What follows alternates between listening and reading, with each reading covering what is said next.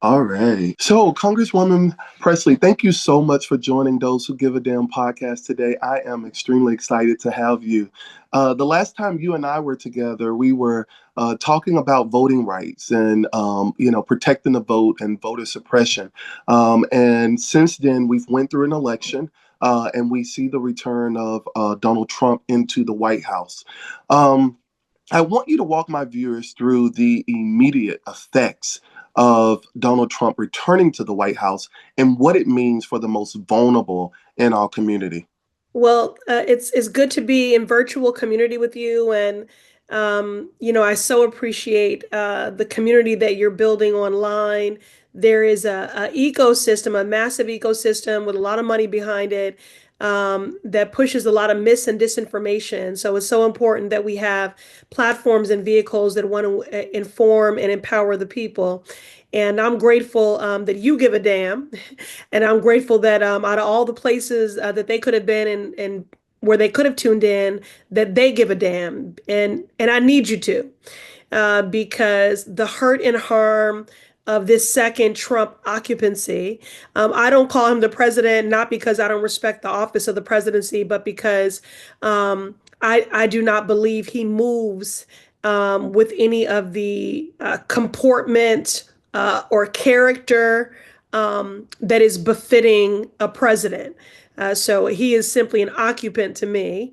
And this second Trump occupancy has been chaotic. It has been unprecedented, unconstitutional, unconscionable, and unlawful. And it has resulted in a tsunami of hurt and harm for people from every walk of life.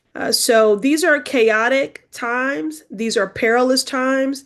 I know seniors are worried about their Social Security checks, a benefit that they've paid into over time and that they have earned. I know elders, people who are disabled, veterans, there are children who benefit from Social Security. There is so much fear and concern about impending cuts to Medicaid, which is how 80 million people in this country are Medicaid recipients.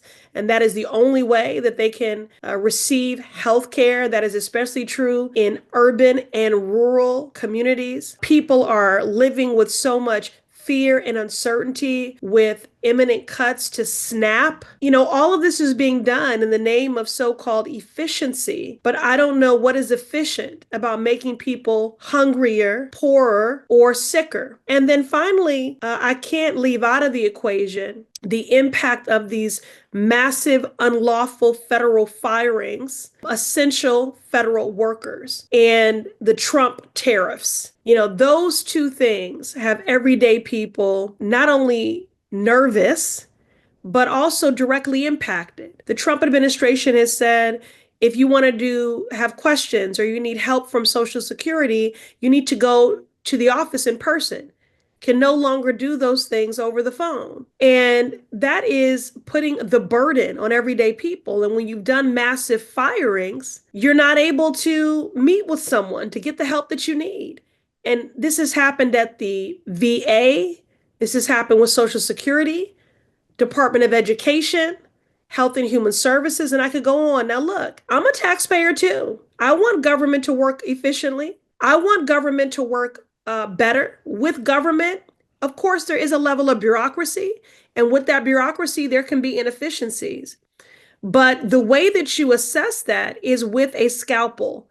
It is not with a machete. And they have been doing, Elon Musk has been doing these reckless massive firings of federal workers and also the eliminating of essential federal programs. So we're not even 100 days in. And Right. what we have experienced is just chaos, hurt, and harm.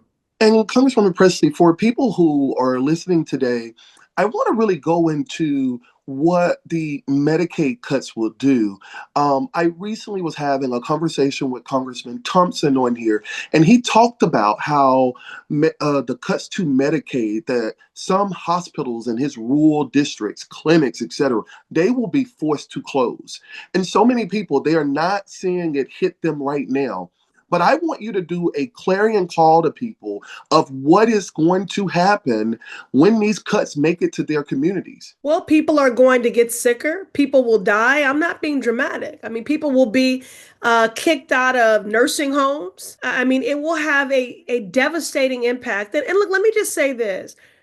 People, could watch the news or listen to your show and say, that's awful what's happening to that person, but that's happening over there.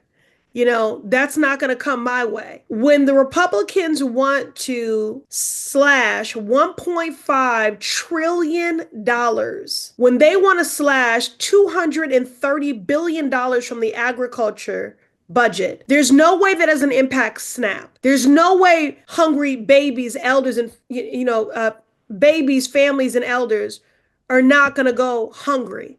People rely upon that. Trump's Secretary of Commerce, when asked about cuts to Social Security, said his 92, or 3-year-old mother-in-law, if she doesn't receive a Social Security check, he imagines she would just think there was a glitch in the system and she wouldn't be worried about it. That is a person disconnected from reality. That is callous and that is cruel and it is clueless because, first of all, Social Security is an earned benefit. This is a system people have been paying into. So you make a promise, you have to keep a promise. We made a promise to take care of our most vulnerable. They've paid into that system. It is an earned benefit. And again, for so many people throughout the country, 80 million Medicaid recipients, without that, they will not have health care. There are 70 million Americans who rely on the Social Security Administration to deliver their earned benefits, including over 90,000 people in my district alone. So this is, I need you all to know that if you have not felt the hurt yet, either because you've been fired and that's disrupted your livelihood in your life, if you've not yet felt the hurt from the impact on goods and essentials because of tariffs, if you've not felt the hurt yet because you or a member of your community has not been disappeared and removed simply because they have an opinion that's different from Donald Trump's, if you've not yet felt the impact of a dismantling of diversity, equity, and inclusion programs and enforcement of those laws, you will. We all will. And that's why everyone needs to give a damn, because every person from every walk of life in the dawn, prime, and twilight of your lives in urban, rural, and suburban communities will feel the impact of these reckless policies. Absolutely. Congresswoman, you started to speak on fear. Right. And we see where law firms are bending to Donald Trump. We see whether Republicans are bending to Donald Trump. And as I travel across the country recently, young people they are scared and they are afraid. They feel powerless because they see so many adults that are folding to this administration. How do we move from fear to action? And how do we reclaim our voices? Okay, first, I need people to know Donald Trump lied to the American people. He never cared about lowering costs. He only cared about power. And right now he is abusing the power like a dictator does. And in this march towards authoritarianism, which means to control every facet of your life, Donald Trump wants a citizenry that is ignorant and uninformed, a citizenry that is indifferent, that doesn't care what's happening over there, and a citizenry that is inactive. So we can neither be ignorant, indifferent, or inactive. Because the rhetoric and the policies are hitting different, we have to move differently. This is an unprecedented power grab. So we, as everyday people, have to do unprecedented things. We have to be disruptive. We have to agitate. We have to mobilize. Dr. King said organizing is our most powerful weapon. And I want you, the people, to know that you are powerful. When there was public outcry about Trump's efforts to freeze federal funds that Congress had already appropriated and voted on, he reversed course. When there was public outcry about Jackie Robinson being removed from the Department of Defense website, Harriet Tubman being removed from government websites, that history, what I call the great rolling blackout by this administration to erase the contributions of Black Americans. Public outcry created pressure and Donald Trump reversed course. So you are powerful. Now look, everyone's not going to do the work of a congresswoman, neither should you. Some people are going to pick up a microphone. Some people are going to make sure that microphone works. Some people are going to lead the march. Some people are going to fuel the people leading the march and make sure they have the food they need. Some people are going to be prayer warriors and send up a prayer. Some people are going to carry signs. Some people are going to make the signs that people carry, right? Some people are going to make the phone calls and advocate and agitate in that way, while other people are going to write the script for what you're going to say when you call. So I don't want people to feel so overwhelmed in their efforts to just merely survive in this moment, or because they're so overwhelmed by all the bad news coming out. They want you to feel overwhelmed because they want you to be inactive. That's part of their strategy. Is to overwhelm, is to shock you, is to awe you. Donald Trump is moving as a dictator. And the only way you beat a dictator is with defiance. So I want you all to know that you're powerful. And to our young people in particular, this assault on intellectual and academic freedom by the Trump administration to deny people their constitutional rights, free speech, this has been the bedrock of our institutions of higher learning, debate and discourse, building up global citizens. To be in proximity to people who have different lived experiences and worldviews. So I need you all to continue to speak up and out. I need you to lead. Audre Lorde said, "Our silence will not save us." We need you in this moment. I don't want to be dismissive of the credible fears that people have about expressing dissent, expressing any worldview. Donald Trump is trying to criminalize everything from suffering a pregnancy loss, having a miscarriage, to reading a banned book, to practicing diversity, equity, and inclusion, to co-authoring an op-ed. One of my constituents has been kidnapped. She's a political prisoner in Louisiana right now. No evidence of any criminal wrongdoing. The only thing she did was co-author an op-ed centering the humanity of the Palestinian people. Now, even if you disagree with her, which I don't think that there is much to disagree with there, because we should center the humanity and dignity of all people. Americans, Israelis, Palestinians, wherever you fall on that, even if you disagreed with the op-ed, if you read it, many have not, you should still support her right to say it. That is fundamental and foundational to our democracy, to our society. So we cannot be silent. We need solidarity. We need community. Dr. King posed that urgent question. Where do we go from here? Chaos or community? This is a moment of chaos. So we have to continue to choose community. Choose community online, choose community in our places of worship, choose community in our places of employment, choose community in our neighborhoods. We have to continue to choose community. And we have to organize as if lives depend on it, because they do. Absolutely. Congresswoman Pressley, you've been a fearless fighter for immigration justice.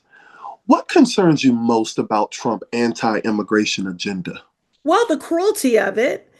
And again, it's void of common sense and also of compassion. The common sense part that it's lacking is that this is going to have a devastating impact on our workforce, on our economy. When I consider the number of immigrant women who provide our long-term health care, who are our personal care attendants, who are our child care providers. When I consider the contributions of immigrants in our institutions of higher learning, in the construction industry, in agriculture, in hospitality, the footprint and impact of our immigrant neighbors is deep and far-reaching. So it will be incredibly destabilizing in that way. On the humanity side of things, this will separate families, decimate communities. And the thing that concerns me most is that we are violating people's right, regardless of their immigration status, to due process. When you have Kilmar Abrego Garcia of Maryland, a citizen, a legal citizen, who was deported to El Salvador. No evidence of any criminal wrongdoing. He is not a gang member. He is no criminal. The Trump administration acknowledges that there was an error, what they would, liken to like an administrative error. This is this man's life. He was abducted in front of his 5-year-old child. He is a father of 3, married to a U.S. citizen. He's here legally, an asylum seeker with work authorization since I believe 2018 or 2019. And the Supreme Court, the highest court of the land, has said return him to his family. He needs to come home. His constitutional rights have been violated. Due process was violated. And he has done nothing criminal. And they are defying the Supreme Court. Trump officials should be held in contempt. So again, this is an unprecedented moment, and we have to continue to combat their lawlessness with the rule of law. So those are the things in the immigration space that concern me. It is the cruelty of it, the way in which it will separate families, decimate communities, the fear that people are living with. They're afraid for their children to go to school. They're afraid to go to their place of employment. They're afraid to go to their place of worship. The implications on our economy and workforce, because our immigrant neighbors contribute in so many industries and facets. And then finally, and perhaps most importantly, people's rights are being violated. They happened in my own district, where Rumeysa Öztürk, a Turkish national here with a student visa, was abducted in broad daylight. Again, no evidence of any criminal wrongdoing. Taken to Louisiana, where she's in that detention facility. She's an asthma sufferer. She was taken there against the orders of a local judge. And because there was no due process, didn't even have her asthma medication. She suffered 3 severe asthma attacks while in this detention facility, so not even receiving adequate medical care. And her visa has been revoked. No evidence of any criminal wrongdoing. So I really need people to understand that this happened to Kilmar Abrego Garcia. It happened to Rumeysa Öztürk, but the actions of a dictator who seeks to silence any dissenting voices or opinion, or who seeks to move with lawlessness and to be rogue and reckless and racist, that these harms could come to any one of us. Absolutely. Absolutely. You just reminded me of, something that I live by is what, Congressman John Lewis left us with, is that when you see something that is not right, that is not just, we have a more obligation to speak up and to speak out and to make some necessary noise for change. And so we really have to do that, and do that in a way that is consistent and fearless. Congresswoman Pressley, I want to move into the complete the sentence segment. Okay. And I have 5 of these that I'm going to go All right, with. hold on. Before you do that, I just want to say this one last thing on immigration that Okay. I think a lot of people do not realize, that Black folks are impacted by immigration as well. So I just want to say Absolutely. that, because a lot of people will define it just within the context of Central America. But, our brothers and sisters in Haiti, our brothers and sisters, from Africa, these policies, as the saying goes, when white folks get a cold, Black folks get pneumonia. That's true Absolutely. for Black folks global. That's true for Black folks globally, right? So I Absolutely. just wanted to say that. Absolutely. Absolutely. The first one, Congresswoman Pressley, is justice for the most vulnerable looks like. Justice for the most vulnerable looks like, oh, I love this. I talk about this all the time. We have to offer an affirmative vision. We can't just do the work of resistance all the time. And Senator Booker in his filibuster, in his speech, 26-hour speech, spoke about redeeming the dream, right? So we have to affirm the dream, justice for the most vulnerable. It looks like your basic needs met, an opportunity for your dreams to be realized. It looks like safety. It looks like dignity. It looks like peace. Wow, powerful. If we don't act now, our democracy will. If we don't act now, our democracy will die. by all metrics. And that's why it's so important. Your show, shining a light. Sunlight is the best disinfectant. As the saying goes, democracy dies in the dark. And so we have to continue to shine a light on these injustices. We cannot allow democracy to fall. I do believe that this is not just a fight for the next 4 years. In this moment, we are fighting for the next 100 years. Absolutely. Absolutely. The Constitution must protect. Everyone, every person who calls this country home, your constitutional rights must be preserved, protected, and affirmed. And anytime they are violated, anytime any person's constitutional rights are violated, we have to speak up. We have to be an affront to that. Absolutely. And last, I give a damn because. I give a damn because my mama raised me to. I better. She'll come from on high and snatch it. But yeah, I give a damn because I believe that we are one human family and that our freedoms and our destinies are tied. And I give a damn because my mother was my first teacher and she taught me to care, just that much. So it's Thank my you. responsibility. Yeah. Wow, wow. Thank you so much, Congresswoman Pressley, for your unwavering commitment to justice and for sharing with my audience today. We appreciate you and keep up what you're doing. And we are behind you 100%. As we say, we want to get in good trouble, necessary trouble, because, as you said, we have a mandate to do so. So thank you so much for joining the show today and adding your Thank you so much, and I love that you keep invoking Congressman Lewis. It was an honor to serve alongside him, and as we close, I'll just say I've seen a number of comments online where people have challenged members of Congress and said, "Remember John Lewis? What would John Lewis do?" And what I have to remind people is that usually the cultural reference points you're using about John Lewis is not as his time as a member of Congress. It is his time as a private citizen, as a leader in the SNCC movement and in the voting rights movement. And so he is an incredible role model and demonstration of the power of one, of the power of everyday people of conscience who get into good trouble because they believe that injustice anywhere is a threat to justice everywhere. Yeah, absolutely. And I had to tell you a little secret about me. Tell me. My grandmother, who lived to be 94 years old, she was born in 1914, and I had an opportunity to be raised by her. We lived Oh, next door to her, and she was a part of the civil rights movement. And so she marched with Congressman Lewis and Dr. King when they came to visit Tougaloo College, right, during the civil rights movement.